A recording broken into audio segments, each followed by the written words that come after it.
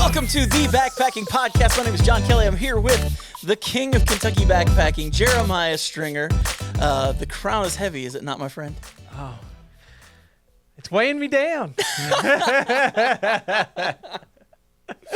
Well, man, I'm excited to talk about our topic today.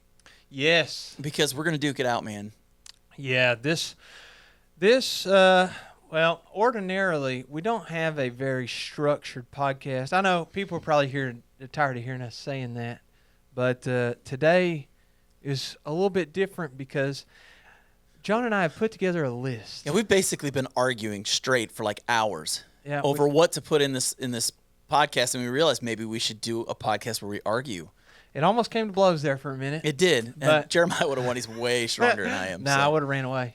You're I would have ran away. definitely faster than me, so You'd that never would catch me. work. I would never catch you. That's the the key. Truth. That's the truth. That's the key to winning a fight. Run away. They can't catch you. Can't hit you. Take out their knees. Yeah, right at the knee. That's much more violent than your version, but yeah. Merely a flesh wound. Merely a flesh wound. So what are we talking about today, Jeremiah? Well, first, I think we need to thank today's video and podcast episode sponsor, Outdoor Beards. They are my go-to beard product company. And if you're watching on YouTube right now, you can see that I'm looking fresh and fly. I have, well, you can't see my haircut. Why are you laughing, bro? You're so fresh and fly. The heads turn, man. I could tell. The heads are turning when I walk by. I'm slightly depressed, but it's cool that other people are turning their heads. I got my ego in check, my hair on point. Under the hat? Under the hat. But yes, Outdoor Beards, they sponsor today's episode, and I want to point out the fact that I did shave my beard all the way down to about a week and a half scruff, and I think it's important to note that I still use product every day. Well, you have to, because if you don't start early with it, when that thing grows out to be the beautiful length that mine is currently, you could have split ends. You could have some crazy stuff going on with that hair. Yeah. It's always good to treat it right as it's growing out. The problem is, so if your beard is not growing long, it's because it's breaking off. It grows out of your face. It doesn't grow out of the end of the hair. So when you start getting split ends and it starts breaking off, you're never going to get that luscious length. And that is actually what causes a lot of guys to not grow longer beards. That's why they look so rough, because they just let them grow out and they never actually take care of the beard. Yes. And they eventually stop growing out because they grow to a length, break off, grow out, break off, and they never really get the potential they could hit. No. So Outdoor Beards, they have a ton of different products. I have been using their, basically smells like coffee. That has been my go-to. That's mine, dude. Yeah, I'm like right that? there with you. My wife loves that one. But they have a ton of different scents. So if you're not a coffee aficionado like John, he's like literally sipping on coffee while Well, let's just talk. Well, first off, thank you to Outdoor Beards. You guys are awesome. I also want to just throw in a real quick plug for their soap, because I use that soap every day when I take a shower. It is the best soap on the planet. It's my go-to. And I use their brush, their comb. They have one for backpacking size. They have like the small, almost trial size that you can take on trail with you. But don't do it in the summer. Oh, yeah, they get a little melty. They leak out and you've got junk all over your poop bag. Yeah, maybe stick with the oil in the summer. Yeah, definitely do the oil in the summer. That's definitely a very wise choice. They have so many different options. Just check out OutdoorBeards.com, shop around on there, and see which one you like. Absolutely, and you will not be disappointed. We've had so many people who have sent us emails saying, thank you for introducing us to Outdoor Beards, because I'm purchasing this stuff and I love it. So if you want to love your beard, check out Outdoor Beards. Yeah, awesome. Thanks again for sponsoring. Appreciate it, guys. So anyways, last night, my wife has bronchitis. Okay, so she got tested for COVID. There's no COVID, which this would be her third bout with COVID if she had COVID again. Third time. Yeah, but she doesn't have it. So she's got bronchitis. She's got broncovid. But she I don't even know what that. But she's sick. So I slept on the couch because one of us has to be healthy, because we have a 3 and a 4-year-old, and so getting them up in the morning, getting them to the babysitters and to preschool and all that kind of stuff, it's a lot in the mornings. Yeah. And it's not like when kids are older and they can do everything themselves, get their own breakfast, remember that they're supposed to put on shoes, things like that. And so long story short, I slept out on the couch. Well, about 3 o'clock in the morning, my wife was feeling really sick, so she came out to get something out of the refrigerator. Mm-hmm. And it woke me up. Yeah, while you're sleeping on the couch. And I did not go back to sleep. Probably not a great night's sleep anyway on the couch. No, not particularly, no. So I went to bed a little after midnight, so I'm guessing I'm on about 2.5 hours sleep right now. Mm-hmm. And this is the second podcast we've done. We got one more to do. Yeah. We've also gone out to lunch and played shuffleboard. Yes, you heard that right, folks. Shuffleboard. Just check out our Instagram if you want to see that. Backpacking podcast on Instagram. Yeah, so if I say things and they sound like they're in another language, chances are this is the point where the slurred speech is coming in. Well, and the struggle hits. That's why your wife, being the loving woman she is, made us a pot of coffee. Yes. So this will be the first cup of many. This is his third of the day. Fourth of the day. That means it's going to be a really easy argument for me to win. It's also going to be a long drive home because I'm stopped to go to the bathroom a lot. So. Well, we have a versus episode. Yes. And people seem to like these in the past. And it's also fun just arguing with John. Yeah. And I always win, so it's great. We're going to start off. I don't know about that. We're going to start off today's episode by arguing, should you be using a quilt or a sleeping bag? And I got to tell you, one of them suck. Wow. Oh, I'm starting off strong, baby. Wow. Well, with that kind of a statement, I'm just going to let you go because I want to hear what you have to say. Yes, I absolutely love quilts. No, I'm just kidding. John. Oh, great. This was not what we wrote down. I was about to steal John's thunder. No, so full honesty, let me give a little disclosure before we start. This is all for fun. So if you get butthurt, just send John emails and messages. Don't send them to me. Yep. And I will post them across all social media so everyone knows what kind of person you are. That's a good idea. You know who does that hilariously? Who's that? Kyle Haytaki. Oh, I know. He has a YouTube channel, and he gets these comments, and then he shares them like on his Instagram story. Well, that's just it. Like if you're willing to put that out there, yeah, it's now public knowledge. Yeah. So you can share. Like, here's the thing: you think that when you leave a comment, you're just some anonymous person that can get. Technically, you're not. I mean, you put it out on a public forum, so that could be shared for the whole world. I've actually thought about writing a song. Yeah. With all the negative comments I get on my YouTube channel. Yeah. And just see how it comes out. Just compile them. Just compile them all and make a song out of it or something. I got this one comment the other day, and it was like, oh, here we go. 8-minute video, 3 minutes of ads, and then worthless tips. I just delete them, but this was on Christmas Eve, and I was like, I'm going to respond to him. Did you just respond Merry Christmas? No. I said something like, I was like, oh, technically the ad was only 2 minutes and 20 seconds long or something like that. And is it still up? Oh, yeah, it's still Oh, I'm totally commenting on it. Well, they commented back, and they said something. Man, I wish I could remember exactly what they said. But it was really... Like, it was something ridiculous and very insulting, and I put, like, LOL, you're so funny. I hope you have a Merry Christmas. And they were like, oh, you're handling trolls like a pro. Hope you have a Merry Christmas, too. Yeah. Well, if you remember last year, we did a video. You came over to my house, and we did a video on my channel that was alcohol stoves versus canister stoves. Uh-huh. Some dude out in California watched this video yesterday. Yesterday. From a year ago. Yeah, okay. and he left this long comment. Like, when I say long, dude, I had to, like, stop reading it, go do something, and come back to finish it because it was so long. And he ends it basically saying anyone who uses an alcohol stove wants to burn down the Sierras. What? I'm not even kidding you. Like, go look up the video, Uh-huh. and it's there. Like, this dude was really unhappy that anybody would ever use an alcohol stove. And he says, and anybody who's ever had the smoke ruin their hike knows what I'm talking about. And I'm thinking to myself, it's illegal to use alcohol stoves in the Sierras. What smoke? I don't like from, I guess, forest fires. Oh, I thought he was talking about the alcohol stove. Oh, he was saying alcohol stoves are what cause all forest fires. I just don't think that's true. I don't either. I would assume It was definitely an overgeneralization. we don't have a fire season in Kentucky, but they do in California, it seems. Yeah. And Longer periods without rain. yeah, And I think that it's caused by a multitude of things, right? Wouldn't it be lightning strikes, like cigarette butts, if people throw Most those of it is out? lightning strikes, isn't it? Forest fires that start from like irresponsible campfires, Yeah. alcohol stoves. It's got to be a ton of different arsony. Wasn't there a giant one from an arsonist that Yeah, I set? think so. Yeah, so there's a multitude of different factors. So since we're gonna light fires and cause drama, how are we gonna start this drama, Jeremiah? Oh, I'm gonna go first. I just got on a little tangent because, Yeah, I mean, it's a podcast. We're having a conversation, and here, nobody can stop us. but- no, they can click away. They can click away, but they can't stop Their us. content's still gonna be here.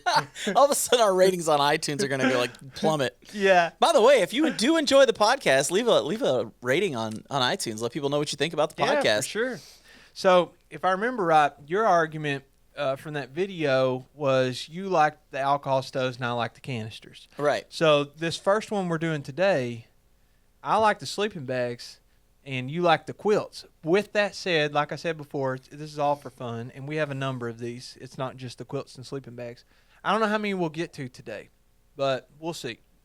So, for the record, I have a quilt, and I used it on my last 2 trips, and it was my first time using a top quilt. Yeah, you've been using a sleeping bag the whole time. Yes, even in my hammock, my little down cocoon, Mm-hmm. I like to use an under quilt and then a sleeping bag. And the reason why was I didn't have a quilt, and I didn't want to buy one. And Yeah. so I finally broke down and bought one, and I used it. And the first night, in their defense, it was like 20 degrees, and the quilt was rated for like 26 degrees.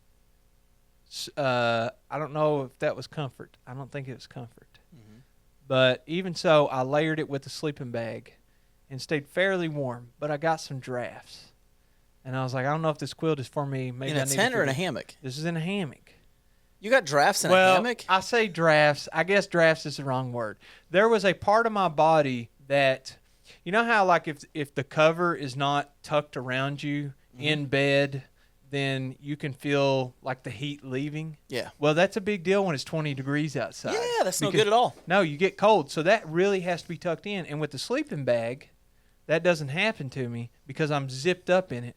But my number one fear is I'm not going to be able to get it out of that sleeping bag, and I'm really going to need to. That's like my number one con with it. I'm like, there's going to be an axe murderer or a forest fire or some kind of emergency, and then I'm going to be struggling to get out of this sleeping bag, and I'm going to die. That would be bad. That's a real possibility. Black bears are going to kill you. I don't think it's going to happen. I could probably bust out of that since I'm so strong. Yeah, you are a beast. Maybe not. Maybe I'm not getting out of any Nemo equipment. So I'm going to argue that sleeping bags are better for me than the quilt. And I assume that you're going to argue the contrary. Yeah, I don't think there's anything wrong with a sleeping bag. And I think if you're tent camping, sleeping bags make a lot more sense. But in a hammock, it's top quilt all the way. Well, let's start with let me explain why. Okay, go ahead. Let me explain why.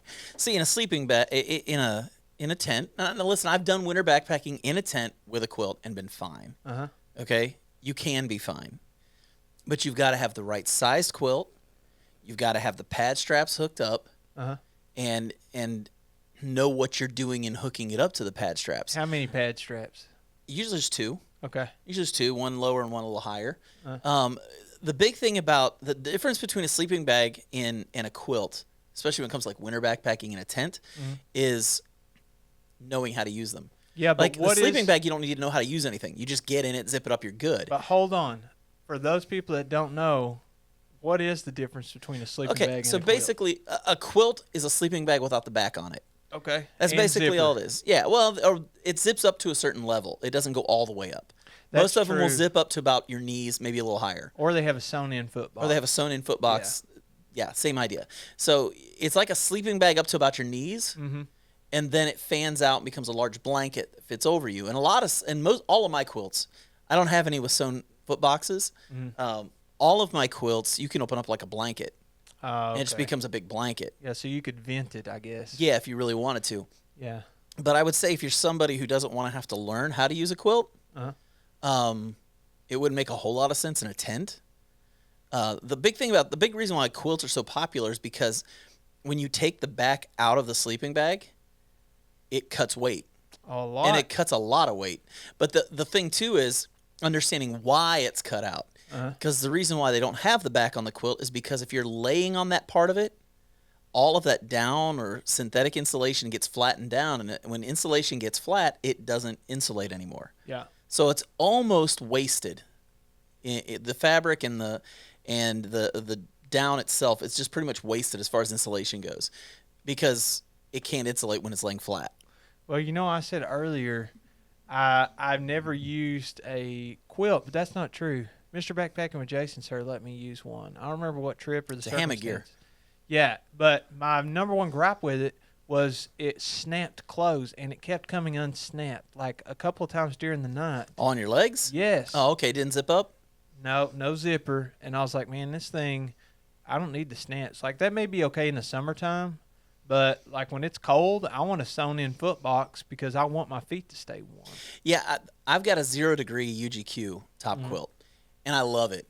But the only thing I regret doing is not getting the box sewn in for that one. It's a 0 degree? It's a 0 degree. It Yeah. zips. And the way theirs work is it zips up and there's a snap at the top. So it holds that top area together, so if your legs move, it doesn't unzip it. Okay. Because the zipper and the snap pretty much work together. You know what I mean? Because the zipper can't open, it doesn't unsnap. And because it doesn't unsnap, the zipper won't go down. Can it if that makes sense. unsnap if your legs spread hard and like wide enough?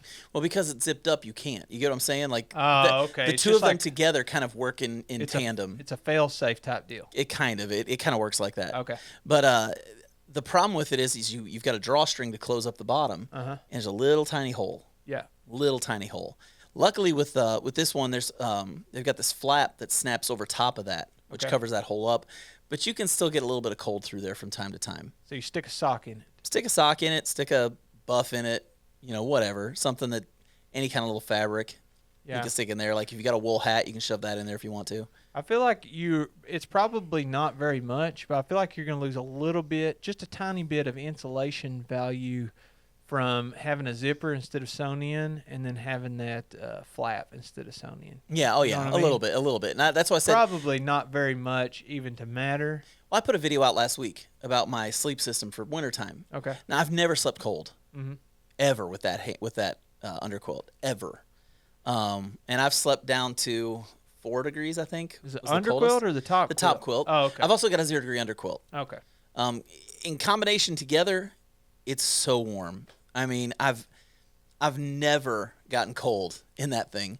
I'm a real firm believer in companies like UGQ who they don't do survival ratings; they do comfort ratings. Me too, man. Because it's so misleading. confusing. It's very confusing. Yeah, I think it's misleading to not make it a big deal that your rating is a survival rating. Yeah. Well, and then again, the argument against sleeping bags for me is the fact that you rarely find a sleeping bag that is comfort rated.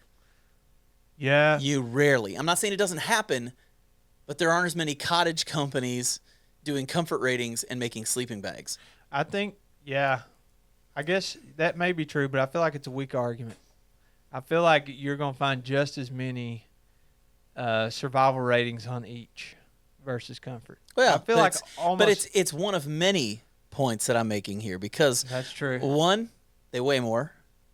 2, they're rarely comfort rated, so you're gonna have to play the guessing game with a lot of them when you buy them.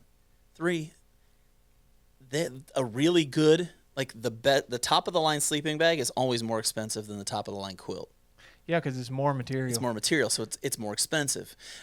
Also, if you're a hammock camper, it's constricting. Like it's hard to get in and out of a sleeping bag in a hammock. So now for tent camping, again, tent camping and hammock camping are 2 different worlds. Yes. And 90% of backpackers are tent campers. That's just how it is. There's that 10% of us that get it right, and then there's the 90% of the other people. I'm totally kidding. But sleeping bags are definitely more geared towards tent camping than hammock camping. And I would say I tried the Aegis Max sleeping bag that you could kind of use as a quilt. That was misery. Let It did not work for me at all. me go. Okay. So I don't know if I should. You've already lost. Well, we haven't even gotten started, brother. I haven't even made my first point on the sleeping bag. Okay. I don't think. I can't remember. I will say Yes? the hood is nice.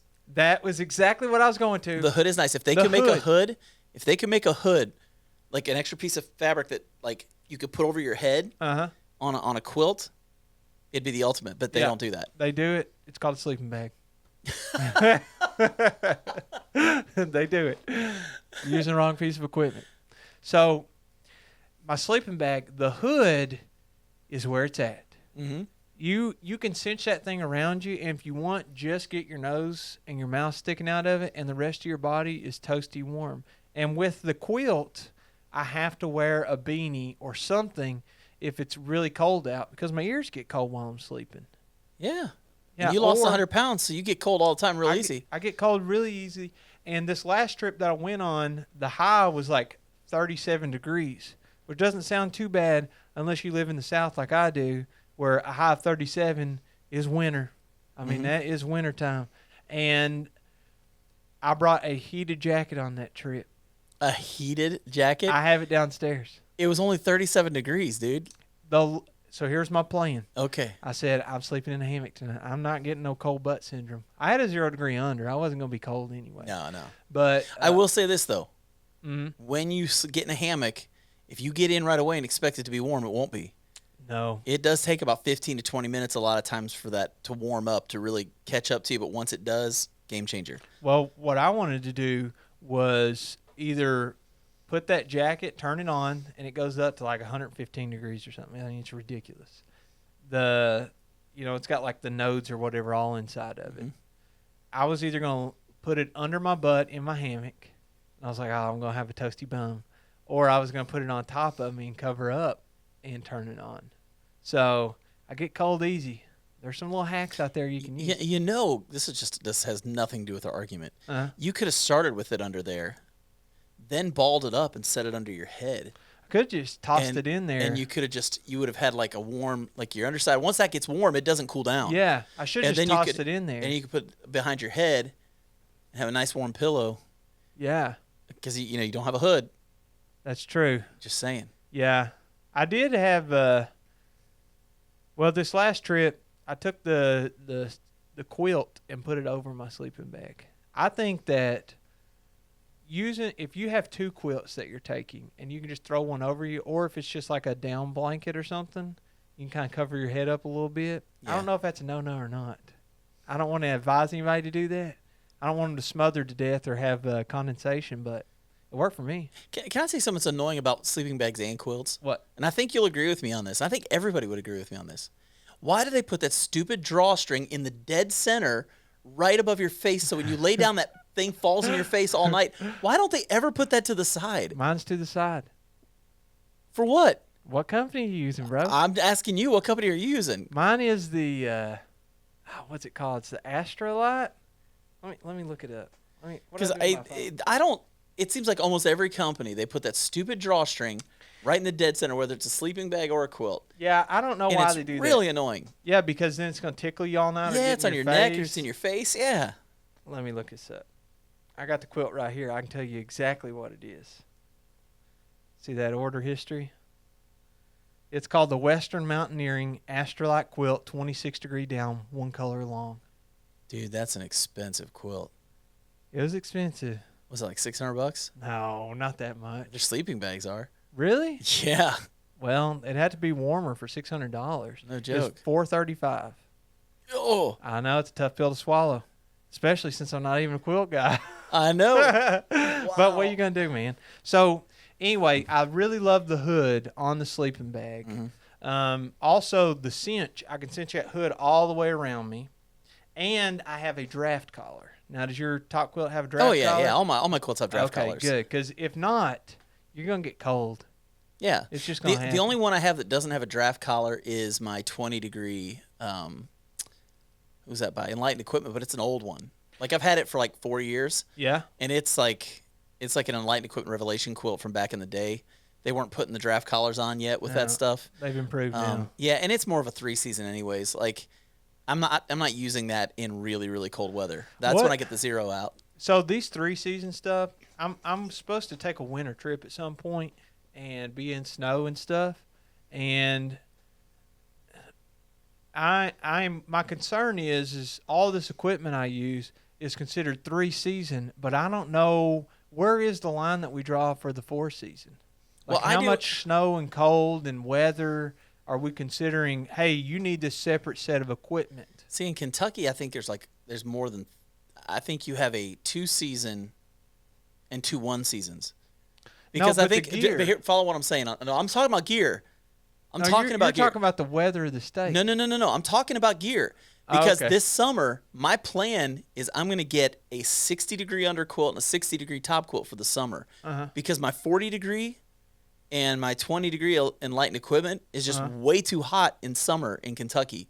I have to have a summer setup because it just gets too hot to go backpacking with the regular 3-season stuff. Yeah. When it's like 80 degrees at night when you go to bed, I mean, even if I'm doing, let's say you're sleeping in a tent, I want an R value of like 0.0005 because it's so freaking hot in the summer. I And know. people live in Alabama, Florida, Texas, who do backpacking down there. It's the same thing.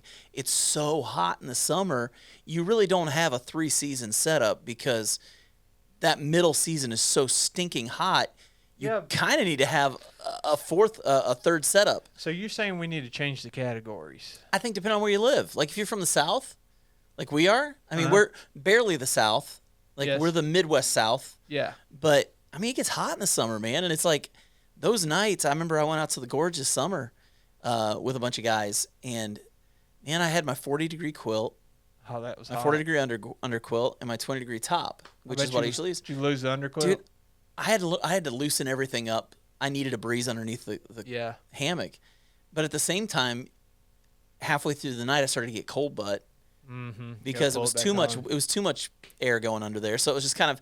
I realized that probably what I need to do this next year is I need to be looking at a summer setup, specifically for summer. Well, I'm with you, but I'm more concerned about the winter. Like you're not gonna die in the summer from being too hot while you're sleeping. It's just gonna be You'll uncomfortable. die of dehydration. You're not gonna die. I'll tell I'm kidding. we're arguing sleeping bags and top quilts. Yeah. And in the summertime, a lot of times I'll just take a flat sheet, like a full size flat sheet from the house, cotton. I got a synthetic blanket that's rated at like 50 degrees. Yeah, I take that with me sometimes. that'll do it. Yeah. Oh, I was going to tell you another thing that. Wait, let's go back for just a second. I do have something I Okay. want to point out on the sleeping bag. When does it become cold weather? Yes, that's what I want to Let me address. answer that question. No, not when does it become cold weather. What makes 4th season? I think once you get under 20 degrees, I think once it starts getting into the teens, Uh-huh. because a lot of people use 20-degree quilts like 3-season. Mm-hmm. Like a lot of your through hikers and stuff will use 20-degree quilts. Start the AT in February, 20-degree quilt. And they'll use it the whole way through. Die in the Smokies. Yep. Freezing cold. Freezing cold, but they do it. Yep. I would say once you get under 20, Mhm. that's when you really need to be like, okay, I need to. And that's if it's comfort rated too. Like that's something you depends. got to talk about with that too. But I would say once you get under 20 degrees, you really start looking at like a 10-degree, 5-degree, 0-degree quilts. Well, it's decided then. Yours is the official metric that I'm going to use from here on out.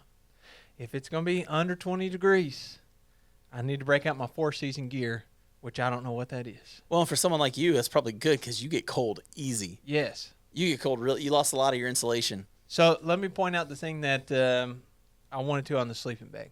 Okay. So my sleeping bag, I have multiple that have a zipper kind of in the chest area, and if I ever need to keep batteries or anything you want to not get cold, you can put it in that pocket, and then it's like poof, it's gone. You don't have to worry about it. You don't have to throw it in the foot box. Mm-hmm. Where's that on the top quilt? Yeah. Say this whole thing again. Now, what you're talking about? What? Putting something in the pocket up here? In my sleeping bag, there's a zipper that's like 5 inches Yeah. long, and I can put batteries or a filter or anything. So there are quilts that are starting to do that stuff too. Name one. UGQ is actually working on one with a pocket in the side where it's right beside your legs. Oh, really? Yeah. I'm not sure that's the best spot for it.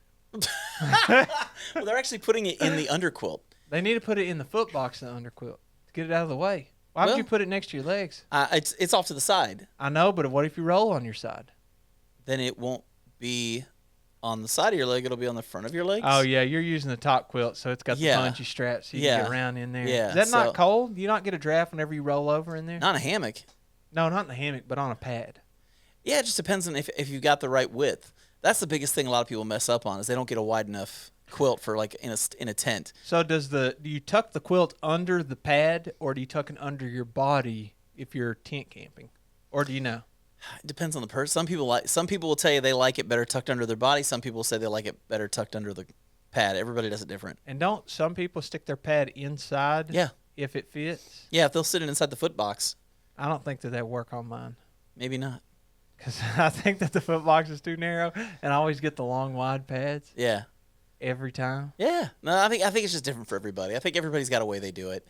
This is one of those things where I think the biggest benefit for quilts is more from a hiking perspective maybe than from a sleeping perspective. Yeah, it's one of those because of the weight loss. And it can be a significant amount of weight less less weight Yes. than a sleeping bag. And so if someone's doing a lot of long distance hiking, those ounces matter. You know, what is it they say? An ounce in the morning is a pound in the afternoon. You know, being able to take weight out of your pack, that makes the quilt a very valuable piece of gear for somebody who's doing long distance hiking. Yeah. If you're doing 1 or 2 miles into the woods, it just comes down to preference. You know? Yeah. If I'm doing 1 or 2 miles in, I'm taking the kitchen sink, baby. Oh, and especially in the Everything. wintertime. You're always going to have heavier gear in the wintertime. Yeah. You know? Everything's heavier. Yeah, I had some guy comment. I did a winter backpacking, like my winter setup, and some dude talked about how heavy all that gear was. And I'm thinking, it's winter. Of course it's heavy. It's, you know. But I have a 0 degree top quilt and a 0 degree under quilt, and both of them are under 2 pounds. Man, my 15-degree Nemo is like 3 pounds. I know I have the long wide. Yeah. Everything's heavier. I have the long wide. So I think it weighs like almost 4 pounds. Well, you think about it. A really well-insulated sleeping pad is going to weigh close to 2 pounds. Pad? Yeah.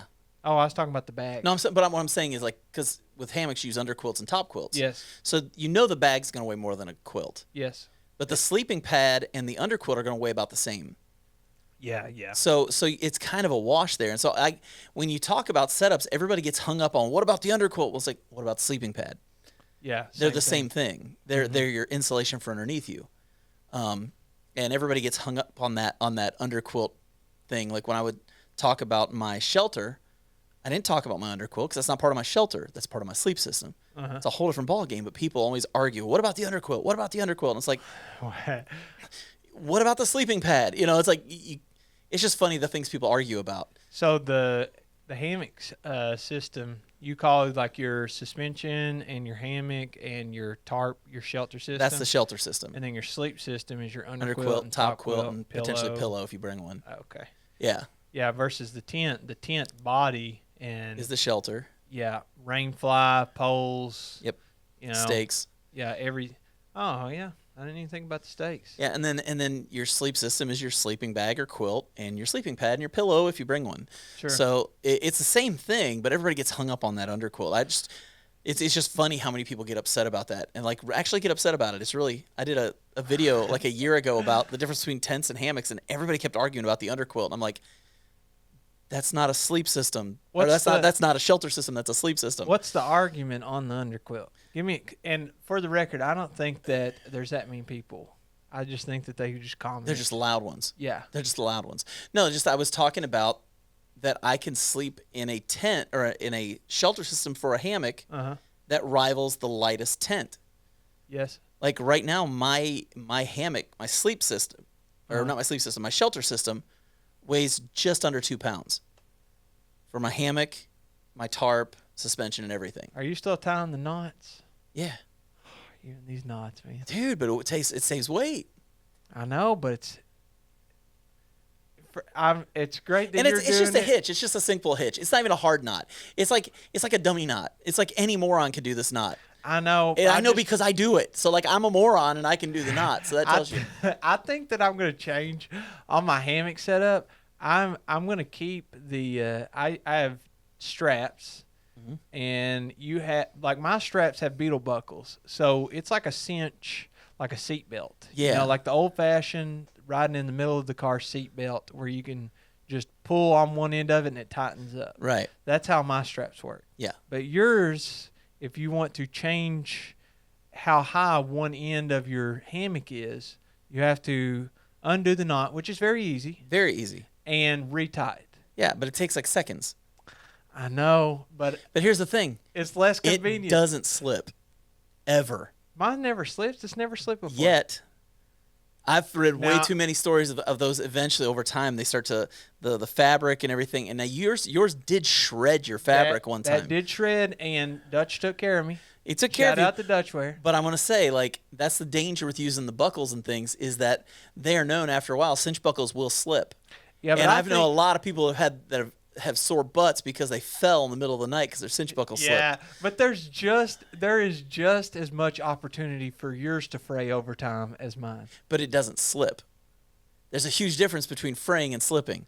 Well, when I say fray, what I mean is something is going to happen that leads to failure. It doesn't really matter what term you use to describe that. Mine has the same opportunity that yours has to fail. I think it has a higher probability on the cinch buckles by far than it does doing a knot. I don't think so. Oh, I do, 100%. Well, we'll agree to disagree. But my whole We're point, arguing about something completely opposite of what we were talking yeah. about before, so That's okay. We'll get back to it. we argue about everything, so it's all good. So I'm thinking on my hammock system, I like everything convenient. And so here's what happened. You should ask Hunter's Trip about this, I will, man. We're supposed to have him on. because he's the first person that introduced me to the knots. I know. And when I saw his, I was like, no, I'm not doing it. It's not convenient enough for me. It's easy. I'm not saying it's not easy. There's Okay. many things that are easy that are Yes. inconvenient. I don't think it's inconvenient. It is. It's much more inconvenient. In my opinion, it is more convenient to simply hook the hammock loops on and pull, versus I don't know how you put the loop through. I assume that Yeah. you put a loop through and then tie it. Yeah, on those 4 seconds, man. That's rough. those 4 seconds add up. To 8, because you have to do one on each side. Yes, you have to do one on each side. But then, you get in it. You know what? I think I want to raise this thing a little bit higher. Unless you know what you're doing. Okay. Okay, And we're getting crazy and then you now. got to do it.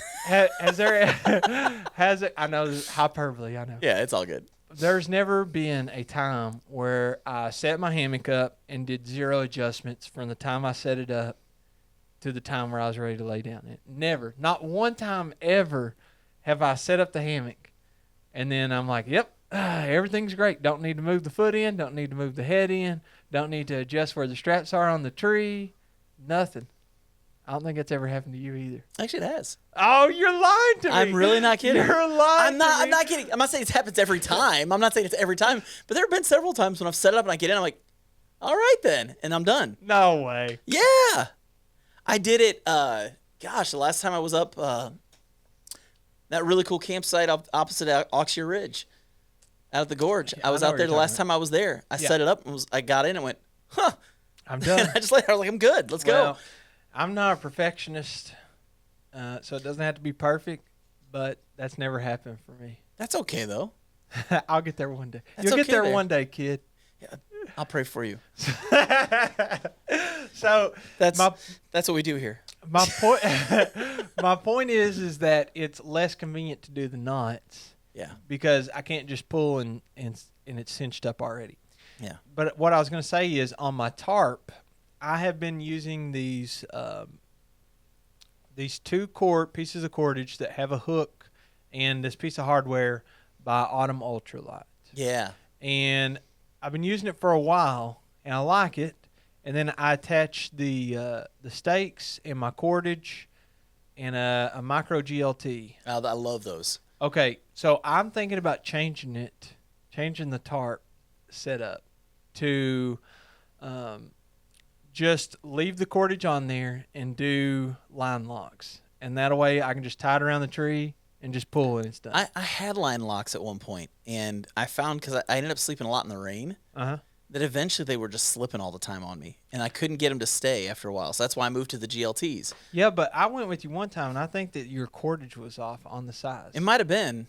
It might have been, but it was what I was given by the company. So, see, with the line, so my line locks that I've ordered, I got from Ripstop by the Roll. nice. And I think, if I remember correctly, it tells you on the website what size, like what brand of cordage, whether you're supposed to get Zingit or some other non-coated, and how many millimeters thick and all that. And I find it wild that the company would send the wrong size, but they could just get it wrong. Yeah, I mean, it happens. I mean, we're human. It's not like anybody's perfect, except when I hang a hammock. What, that one time? That one time. So, I will say, like, for people who are wondering what GLTs are, they're these little titanium hooks. And I mean, when I say little, I mean they're not even a half an inch long. No, you don't want them to fall off that. Yeah, they're probably about a centimeter. Yeah, you'll never find them if you drop them in the woods. They're tiny, but they're connected. If you get the right ones, they're connected to the line. They're not coming off. Yeah, you're not gonna lose them. But they're just really lightweight, but they hold strong. Like if you're using the right kind of line, they lock into place. They're not moving. I've never had one slip ever. One time. You had one to slip? But it was because there were like 25-mile-an-hour winds. And you know, when you're hammock camping, whether we like to admit it or not, we're sleeping under an umbrella. Yeah. And you get a big enough gust of wind, it's picking that thing up out of the ground. Yeah. And it can be nasty. You've had an entire hammock full of water because of that. So because the tarp failed in the wind. Yeah, that's just, and that can happen with tents too if you don't have the right tent. So but I definitely had not put my tarp low enough that night. And so it just it pulled and pulled and pulled, and finally, because there was so much water, it did pull that lock loose. I did get it back on, it was fine, but it did pull it loose because it was so wet that it slipped out because of all the pressure. So the stake stayed in the ground. Stake stayed in the ground, actually. Yeah, the one thing I don't like about the line locks is that, there's a couple of things. One, you kind of do in between. You stake. Here's the way I do it. Hook the line lock on, pull some tension on it, stake it down, then go back over to the line lock and pull full tension because I have some shock cord on. That's the key, is the shock cord. The shock cord gives it a little bit of give, Yeah, but it still holds it firm enough that you don't have any problems with it. Yes. Yeah, that's and then I loop it around and use the micro GLT like it's supposed to be used. Yeah, if you've never done hammock camping before, having some shock cord on the ends of your hammock, or on the ends of your tarp, I mean, really do help with like wind and stuff, because it has just enough give that it doesn't pull everything out of the ground, but it does hold strong enough that your tarp's not going anywhere. So, well, let me tell you why I'm wanting to change my tarp. Okay. So, Mr. Backpacking with Jason, sir, he got me into hammock camping, even though he screwed me that one time by making me sleep in a 10-footer. And I was there when that happened. Yep. It was fun to watch. That was not fun to endure. At 6'3". I've got it on video, actually. Oh, yeah. I've got it on video. So, anyway, his setup, I don't know how he does this, but it seems like he brings way more stuff to me, but his backpack's always lighter. It doesn't make any sense, Well, okay, let's just if you're hammock camping with him, he's got the same tarp I have. Yeah. It weighs 7 ounces. That's true. So that's a huge part of that, is like your tarp probably weighs almost a pound more than his tarp. No, I don't think so. The big blue tarp? No, I've been using the. Oh, that's right. You've been using that. So you're probably looking at using the War Bonnet. You're probably looking about 9 or 10 ounces more. Yeah, half a pound, maybe. A little over half a pound, probably. So, yeah, and last time we went, I took the Osprey, which that alone is going to add. Oh yeah. He was using the Hyperlight, which I don't know how much that thing weighs, but it can't be as much as. It's like 30 ounces, I think. Yeah, and mine is like 3-4 pounds. Yeah, maybe. it's at least 4 pounds. But I took everything in there, and that sucker was comfortable. Let's just shoot straight about those Osprey packs, man. The suspension. The suspension it makes it not ride like it's as heavy as it is. Yeah, but it is heavy. It is still heavy, like when you're climbing a hill. Oh yeah. It's comfortable, but you're working for it. Your legs feel it. Your back may not feel it as much, but your legs will feel it. Yeah. Yeah. So anyway, the reason why I'm wanting to change it is because I was like, let me show you this, dude. And he's like, yeah, that's a cool tarp suspension setup. But one of the issues is there's a lot of things that you can forget. So like I've forgotten stakes before, and if your stakes are attached to the line that's attached to the micro GLT, all of a sudden you're not able to stake your tarp down unless you brought some extra cordage. It's not a big deal if you forget the stakes because you can just cut sticks and use those as stakes. But you need the other things. Another thing is like if you don't take a ridgeline and you're using what I'm using, which are kind of like tie-outs, well, if you forget those, you either have to make a ridgeline or go tarpless or make your own tie-outs because there's just so many components that you can forget. Yeah. So what I'm thinking is it would simplify things and save me some time if I changed that tarp suspension setup and was able to just tie the loop around the tree, which is ironic because I'm giving you grief over on your hammock system tying the knot. I use alien loops. That's what I use on mine. I have alien loops. So the alien loops, though, are on the ridgeline. On the ridgeline, yeah. Yeah. Oh, he ties his directly to the tree. Yeah. And then he pulls it tight. Yes. Yeah. I'm actually looking for a suspension. I'm looking for a ridgeline like that too, and it actually weighs less. It's not a ridgeline though. It kind of it's a divided ridgeline is what they call it, like because it's on either side. Yeah. But like honestly, man, I've thought about getting one of those. I thought I bought one. I ordered one off an Etsy page, and I got it. And it was another continuous ridgeline. And I was like, I didn't want that. And but I bought it from somebody who he makes really good gear. I'm not gonna say who it is because it was a misleading ad, but should have sent that back. But I kept it because I like the guy, and he's sold me stuff before, and it's always been good. So I just took it as well. I donated money to his cause. So yeah, I would consider doing the line locks because you just attach them on the end, and then it stays on there. But that has an issue too. Whenever you pack it up, all of a sudden you have all this cord. You have 4 cords for all the tie-out spots, and the trees, 2 cords where the ridge line is. I would be okay with just having either alien loops or what are the ones by Dutch? It's like not alien loops. It's loop. It's loop alien. Oh, okay. Loop alien. Sorry, I could use loop alien, or I could use like what are they, crickets or something like that from Dutch that he has. A wasp. Wasp, that's it. Wasp. Yeah. Man, I'm really nailing it on the names today. but it's only on one end, I think. But what I would do is I would put that on an end. Tie around the tree and just tie onto that. The wasp? Yeah, you could tighten that just the same way you could if you use a line lock, and you wouldn't have to worry about it slipping. Well, I don't think you have to worry about it slipping. I'm always afraid of line locks slipping in rain. Like when wind hits, I'm always afraid because I had it happen too many times to me. Well, let me give you some peace of mind. Give me peace of mind. Calm my spirit. I will. I'll calm it. Here's what you can do if you're afraid that line lock is slipping, or if it legitimately does slip. Yes. For that day, tie you a knot right next to where it's going into the line lock. So the way it works is you got a line lock, right? And the cordage has to go through it and then back through it in a different location. Right.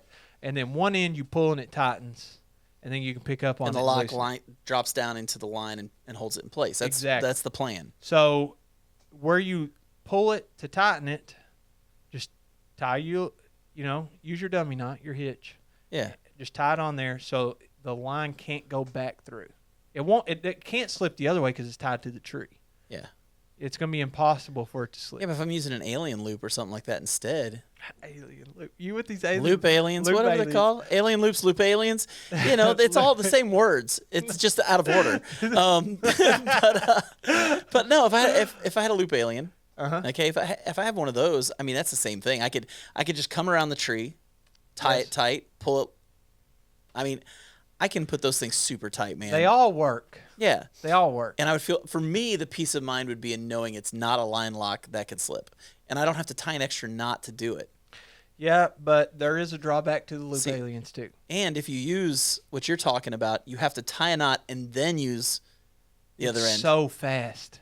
I hear it's you. so fast. But even faster if you're only using the alien loop. No, it takes way longer to do the loop alien, even if you're good at it. Takes no time to do that. I guarantee you, if we had a race, and all I had to do Let's do it for charity. You got a good one? This is the race. This is the race. This is what this has come to. Forget sleeping bags. Forget quilts. It's loop aliens versus line locks. Okay.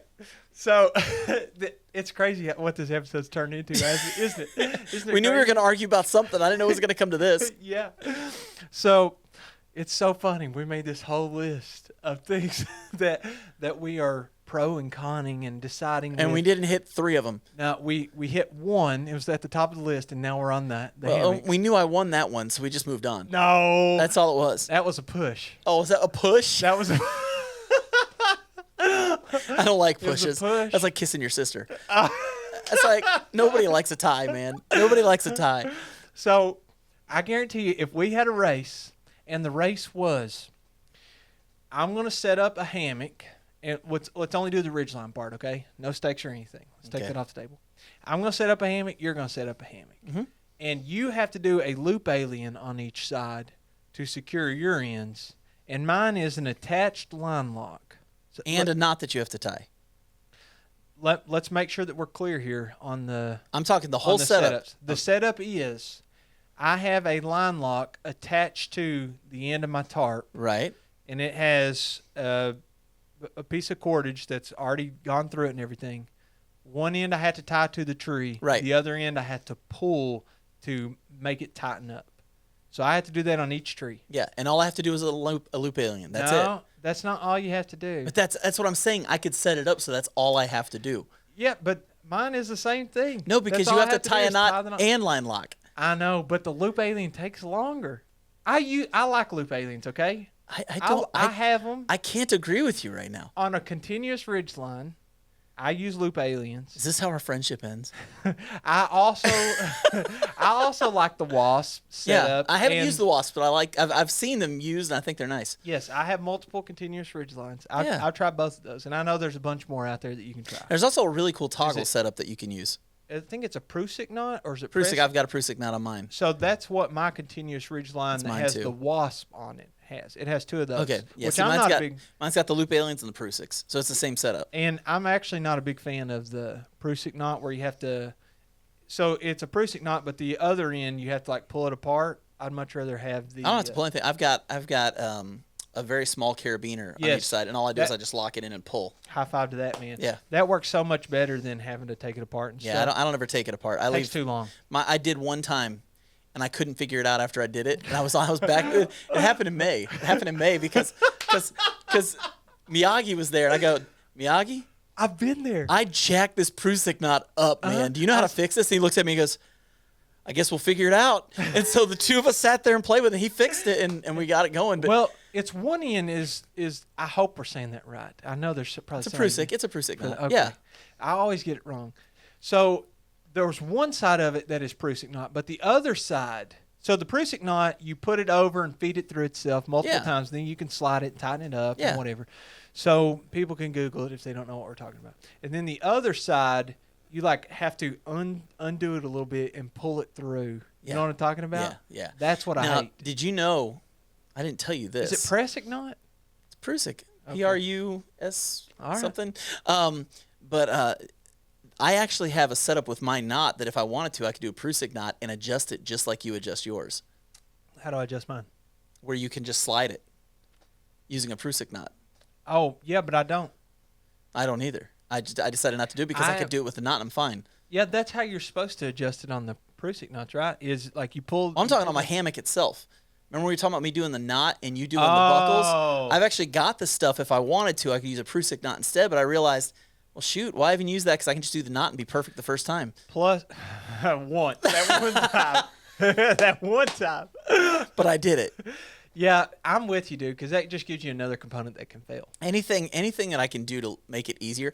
I don't even use hardware on my suspension. Which suspension? For my hammock. It's all soft shackles. Like everything is like I know. is Hunter showed me. am steel. It's so light and it's so easy. And the tension strength on it is insane. Insane, yeah. So it's great. I use It's that crazy. wimpy fabric for the straps. It feels like a ribbon, right? Yeah.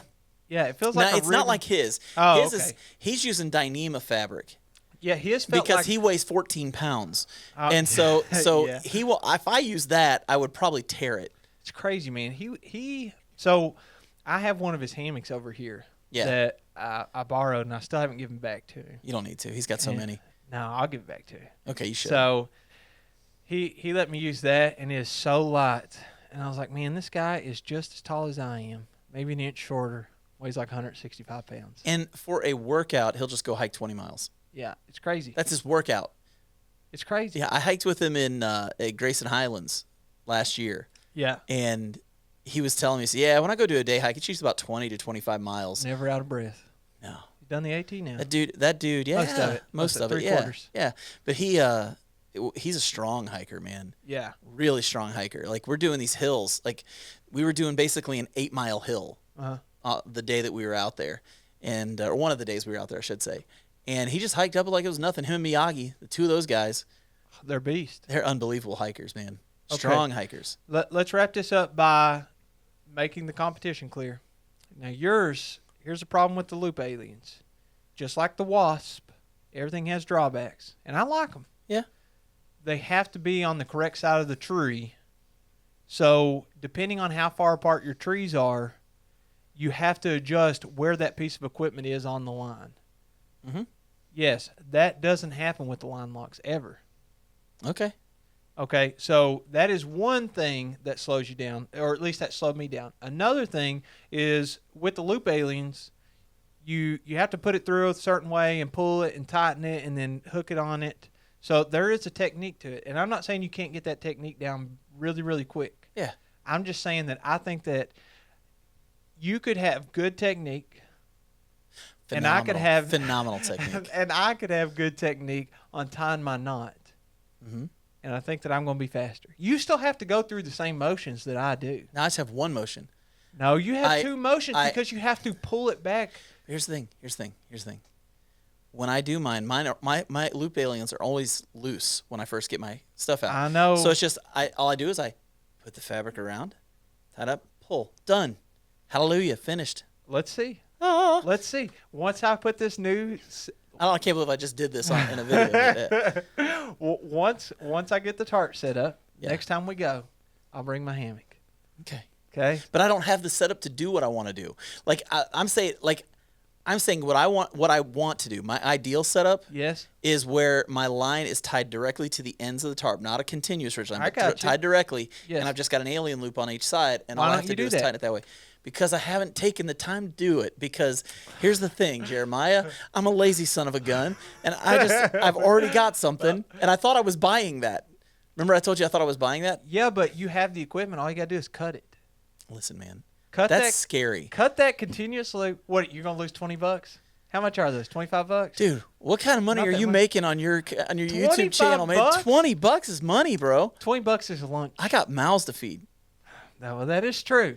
I got mouths to feed, bro. $20 is like 7 loaves of bread. I got mouths to feed. You got mouth to feed? I got 2 dogs running around here. Yeah, their food's a lot cheaper than like food I feed my 3 or 4-year-old. $50 a month. Feeds both of them. See? Right there it is, man. You make the big money. $50 a month to feed the dogs. Speaking of that, before we finish this whole thing off, because we got about a couple minutes left here. Yeah. Merch? Are we getting closer? Oh, here we go. Because remember, we said by February you would have merch. Yeah. So are we getting closer? It's almost January. Yeah. Well, people listening to this, it probably is January. It's true. So are we getting closer? We're getting closer, and somebody, let me see who sent me this message on Instagram. They apparently a reputable company, not to call out Teespring. Do they sell on Amazon only? Not to call out Teespring. No, they don't sell on. I think Amazon's reputable. So they. I'm on the Backpacking Podcast Instagram. I need to be on the Jeremiah Stringer Hikes. They said check out the Bunker Branding Company. Okay. For the merch. So I'm going to check out that company. You know, I got a company that I'm going to be talking to next week. Are they a merch company? Yeah, for me. Is it Teespring? Did they change their name to Spring? They changed their name to Spring. Teespring messed mine up bad. Just one day, all of a sudden, I didn't have a store. That's why they're rebranding. I guess. Spring. But I'm not using them anymore. Oh, maybe it's better now. No, I haven't used them in months because they messed mine up. Like, people would click on the link that I gave them, and it didn't work anymore. Oh, yeah. And that's no good. Like, no, your store name shouldn't change. Well, you can change your store name, but you can't change your internet access.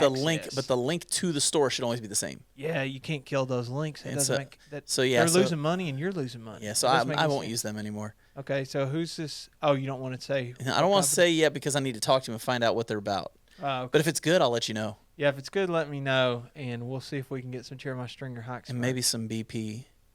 TBP. Yeah. Yeah, it's almost like toilet paper. It is. That's weird that we came up with a name. TBP. Yeah, the TBP. Yeah, kind of a dumb As much name, as we talk about but a great pooping, name. toilet paper makes sense for our podcast. That's true. Maybe we should do branded toilet paper as part of our podcast. Man, we almost got through an hour without talking about poop. I know. I just did that for And the then you people that did are it. going to be. I know somebody's going to be listening and want to hear it. So, with that said, thank you for tuning in to the Backpacking Podcast. Big thank you again to our sponsor, Outdoor Beards. Jeremiah, sir, That was a fun argument, man. I'm glad I beat you. What? And until the next time, we'll catch you on the next one. Adios, folks.